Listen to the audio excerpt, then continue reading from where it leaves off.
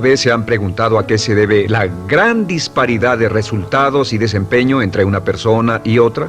Una persona que percibe $250,000 anuales no es 10 veces más astuta ni mejor que una persona que percibe $25,000 anuales. ¿Por qué la diferencia de 10 veces sus ingresos? Y si tomamos a una persona que percibe $2,5 millones al año, ¿será esa persona 100 veces mejor, más astuta que la persona que gana $250,000?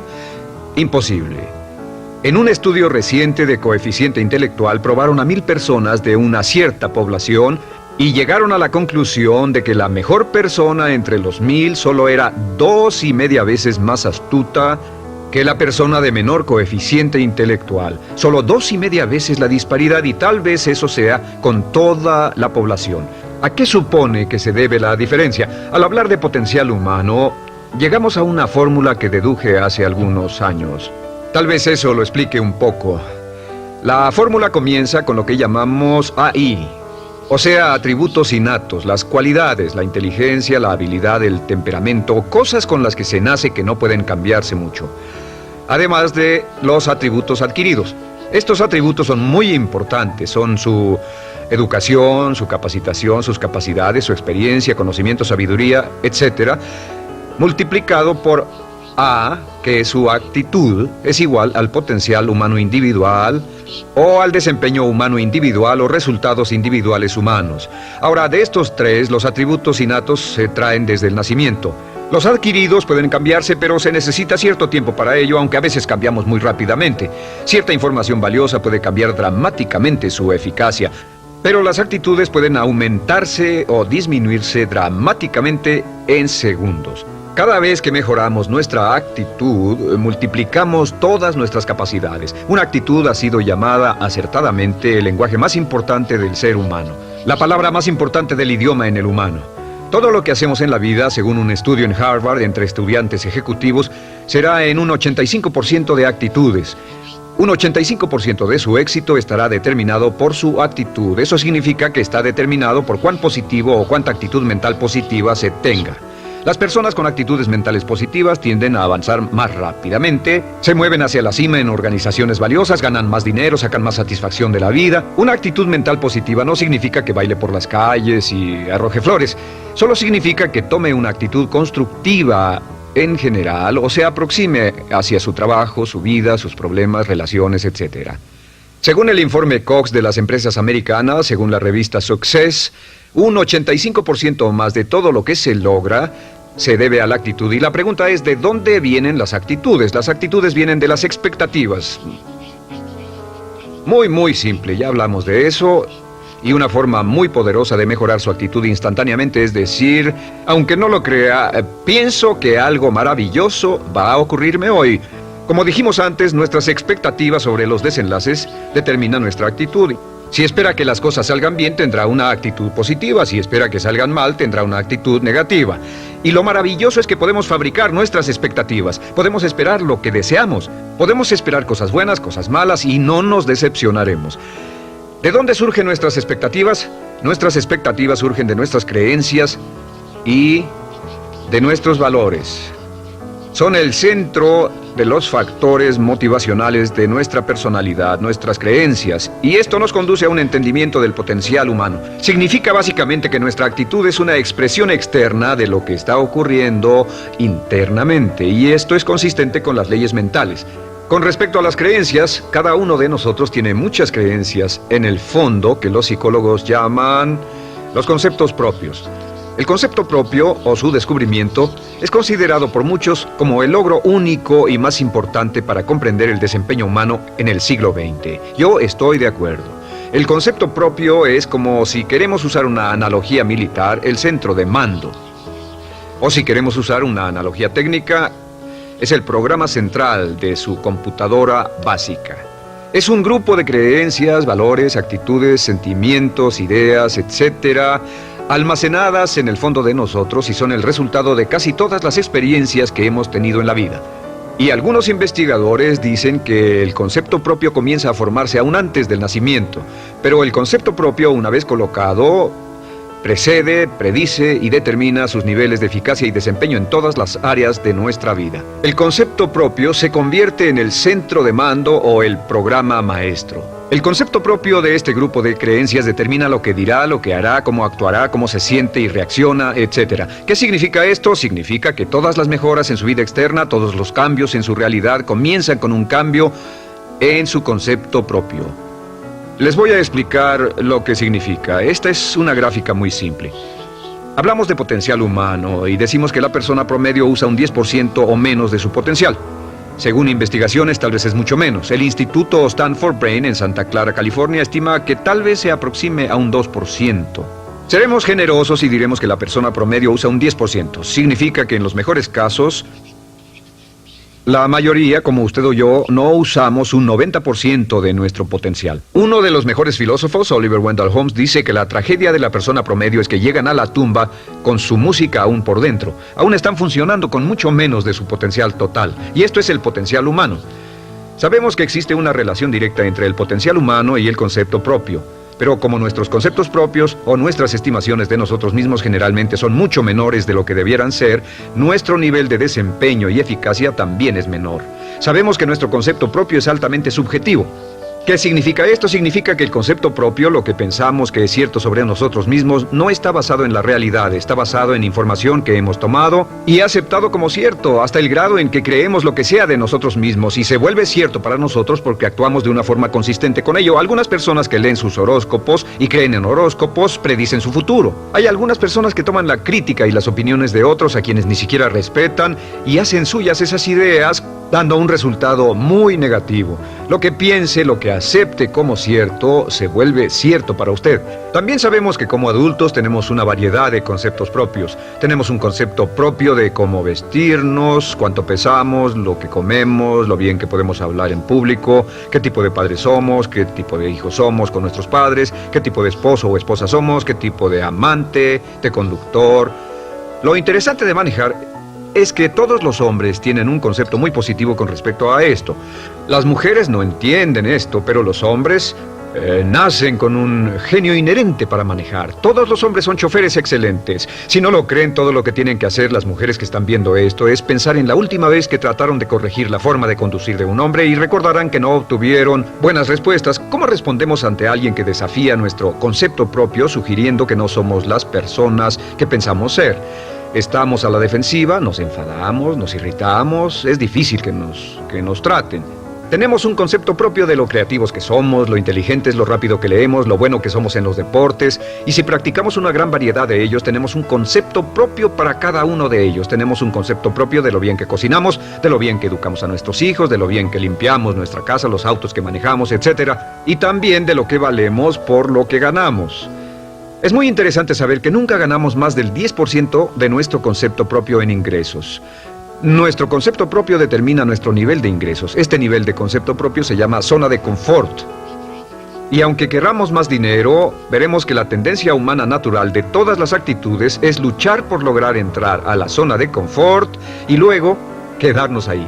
Si ganamos un 10% por encima de nuestro concepto propio de ingresos, tendremos una necesidad imperante de deshacernos de ese dinero. Lo donaremos, lo gastaremos en forma extravagante y hasta lo perderemos si recibimos demasiado. Las personas que ganan la lotería siempre están quebradas a los 2 o 3 años. Queman el dinero porque ese dinero está más allá de su concepto propio. Si gana 10% o menos de su nivel de concepto propio, se descubrirá luchando, trabajará más duro, más tiempo, pensará en forma más creativa, buscará diferentes formas para aumentar sus ingresos o sus segundos ingresos.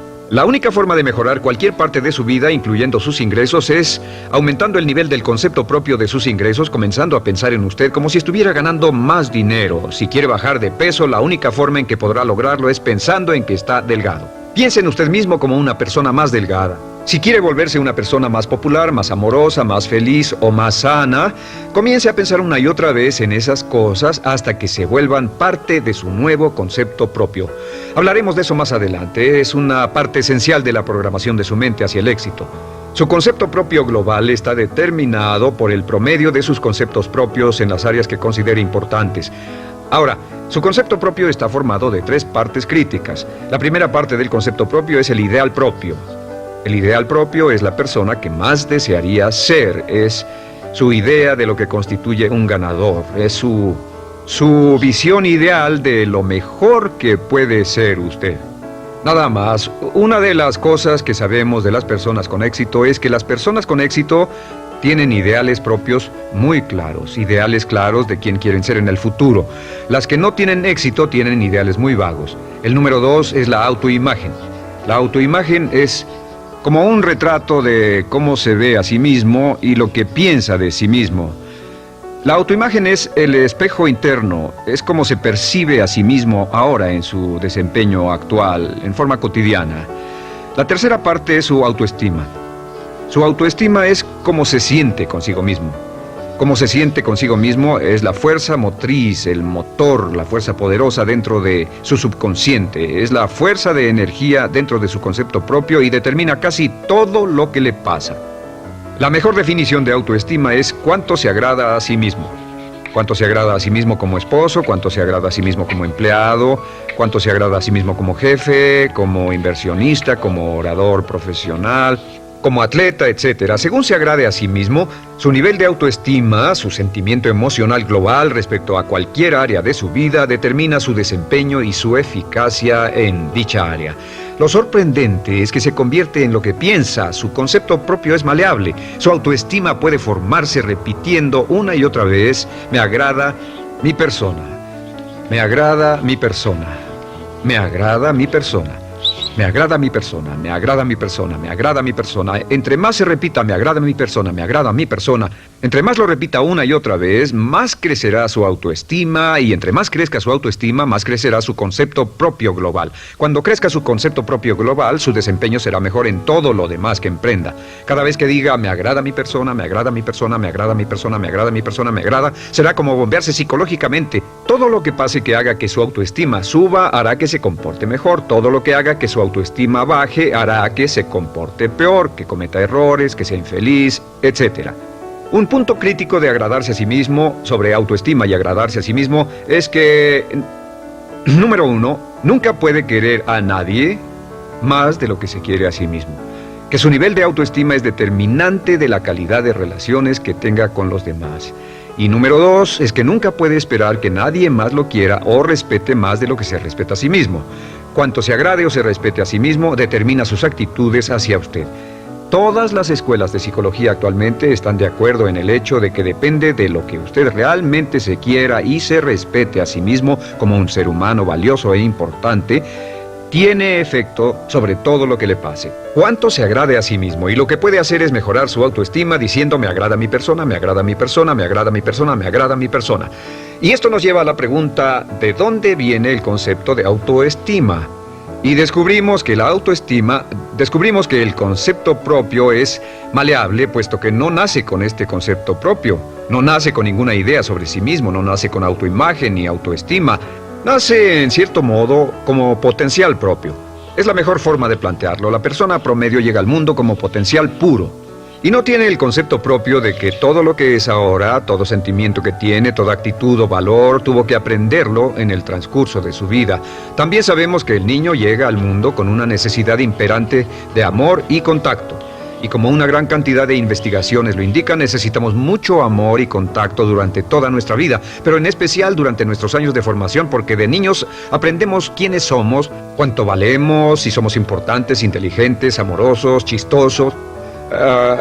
Todo esto lo aprendemos por la forma en que nuestros padres nos tratan. Si nuestros padres, nuestros parientes, tíos o tías, en especial nuestros padres, nos tratan como si fuéramos realmente importantes, crecemos pensando que somos realmente importantes, pero si nuestros padres no lo hacen, pasa algo más. Sabemos que los primeros años de vida son los más importantes para el desarrollo del concepto propio, que un niño comienza a partir de cero. El niño nace sin saber quién es él o ella. Son sumamente valiosos el primero, segundo, tercero, cuarto y quinto años de vida. Algunos psicólogos pensaban que eran los 5 primeros años, pero ahora dicen que son los 3 primeros años. En sus 3 primeros años de vida el niño aprende quién es y dicen que si se les da suficiente cantidad y buena calidad de amor en los 3 a 5 primeros años, los prepara usted de por vida. Los coloca en una base sólida de autoestima y confianza en sí mismos, valor e importancia realmente. Existe una relación directa entre la calidad y la cantidad de amor y el desarrollo de una personalidad sana. Entre más amor, amor incondicional, reciba un niño en sus años formativos, más fuerte será la base de su personalidad. El reverso de la educación es que casi todos los problemas de psicosis, neurosis, perturbaciones de la personalidad y problemas de comportamiento surgen de los problemas que se tengan con el concepto propio. Ahora observemos a los adultos. Aquí está nuestra personalidad adulta. Si nos observamos, podemos llegar a reparar nuestras bases, por así decirlo, repitiéndonos una y otra vez: me agrada mi persona, me agrada mi persona, me agrada mi persona, y llevamos ese concreto reparador hacia la base de nuestra personalidad. Los niños necesitan el amor como las rosas necesitan la lluvia. Los niños que carecen de amor a menudo mueren por escasez de amor. Es una enfermedad llamada marisma. Ahora, ¿qué más sabemos sobre los niños? Sabemos que los niños llegan al mundo con dos atributos notables. El primero es que no sienten temor.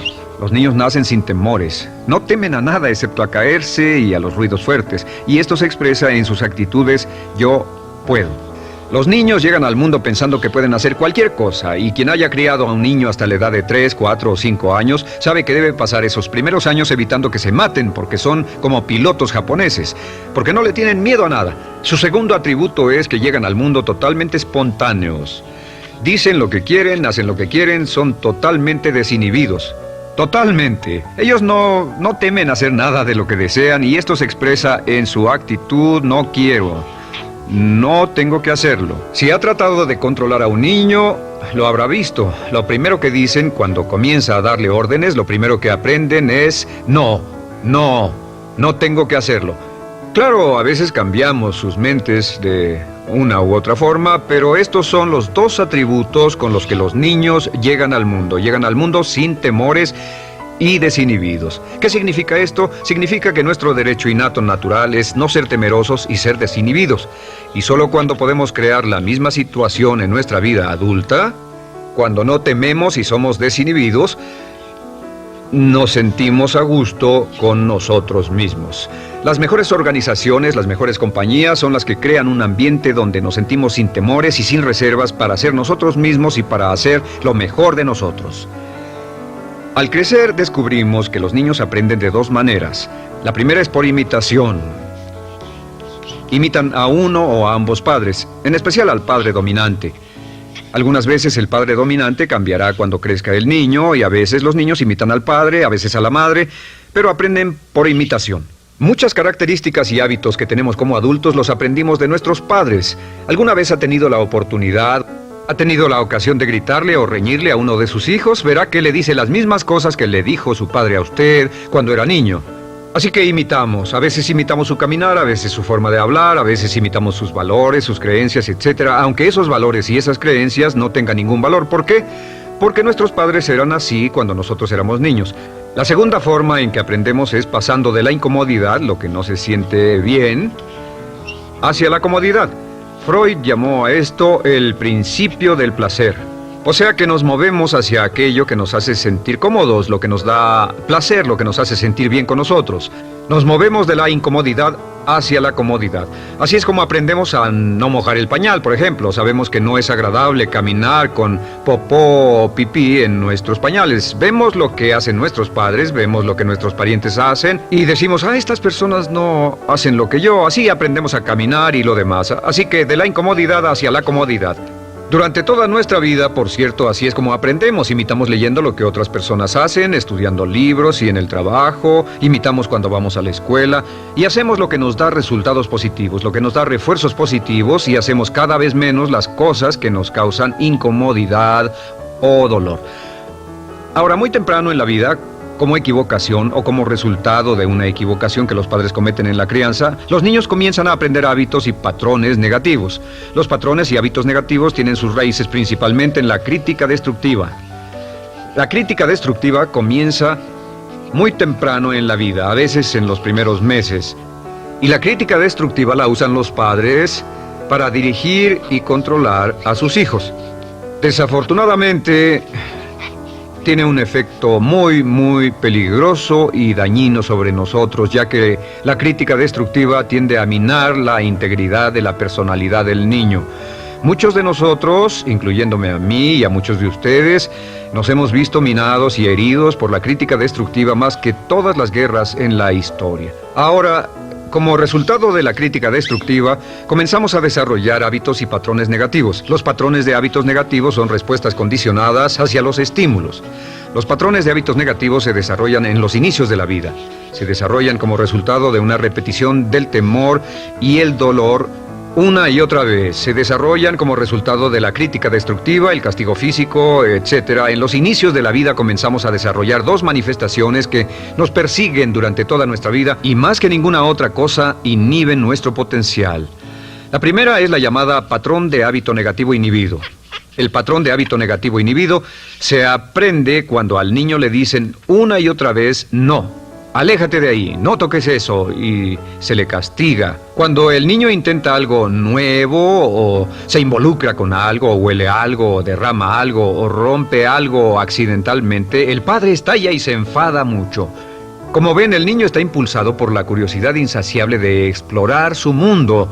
Y lo que pasa es que cuando lo explora o se interesa y echa a perder algo, si el padre reacciona golpeando al niño, el niño comienza a pensar cada vez que intento algo nuevo, cada vez que intento algo diferente, cada vez que voy más allá de mis límites, cada vez que me salgo de mi zona de comodidad, cada vez que no juego sanamente, me golpean, me castigan, me lastiman, me envían a mi alcoba y me siento mal. Y muy pronto el niño desarrolla el sentimiento de no puedo, no puedo.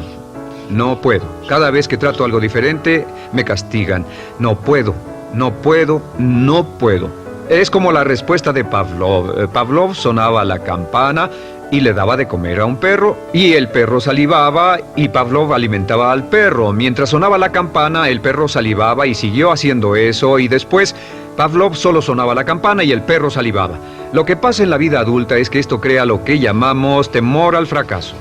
El temor al fracaso es una respuesta condicionada a un proceso de crítica destructiva que ocurre en los primeros 5 o 6 años de la vida. El temor al fracaso automáticamente nos activa, nos sentimos ansiosos, tensos, intranquilos, sentimos presiones y estrés en nuestro plexo solar, sentimos ganas de retirarnos del evento, y el temor al fracaso es la razón principal por los fracasos en la vida adulta. Es la razón principal por la que evitamos cumplir plenamente nuestro potencial. De hecho, todos los patrones de hábitos negativos se experimentan en el cuerpo físico. Puedes saber cuál es un patrón de hábito negativo porque se siente en el cuerpo físico, precisamente. El patrón de hábito negativo inhibido, el temor al fracaso, el no puedo, ocurre primero que todo en el plexo solar. ¿Ha tenido la ocasión donde debe hablar frente a un grupo, debe ir a una revisión de su desempeño o debe hacer una llamada determinante? Primero su plexo solar se aprieta. Si el temor continúa, su respiración se acelera.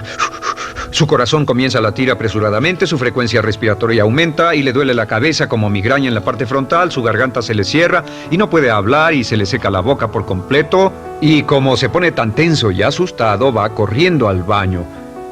Estas son todas las manifestaciones. No hay peligro físico, pero sí peligro psicológico, una respuesta condicionada. Cuando sentimos estas cosas, la tendencia es retirarse de la situación que las ocasiona, y es la razón por la que no logramos mucho si retrocedemos. Es muy importante. El segundo patrón de hábitos negativos es el compulsivo. El patrón de hábito negativo compulsivo se aprende cuando a los niños se les dice una y otra vez: más vale que lo hagas. Si no lo haces, tendrás problemas o me las pagarás. A los niños se les convierte en recipientes del amor condicionado. Los padres no intentan hacer esto, pero lo que hacen es sugerirle al niño: no te amo, por lo tanto no estás a salvo, a menos y hasta que hagas lo que yo quiero. El niño crece sintiendo: tengo que hacer lo que quiera mi mamá. Debo complacerla, debo complacer a papá, debo complacer a los demás, debo complacer a mis parientes, y a veces debo complacer a mis semejantes, debo complacer a mis maestros, debo complacer a todo el mundo, y crecen con esto: debo. No puedo hacer lo que quiero hacer, debo hacer lo que complace a las demás personas. Este patrón de hábito negativo muy temprano en la vida se traduce en el temor al rechazo.